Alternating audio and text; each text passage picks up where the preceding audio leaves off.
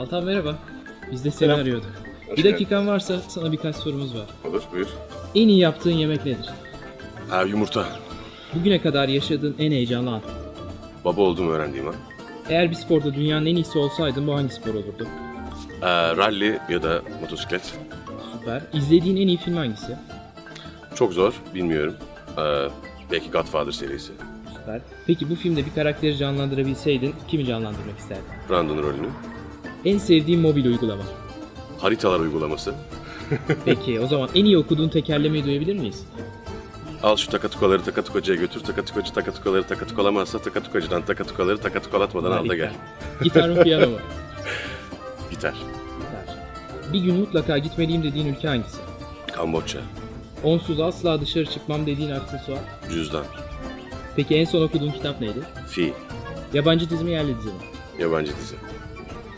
Bu meslekte aldığın en önemli tavsiye. Kendini bozma. Teşekkür ederiz.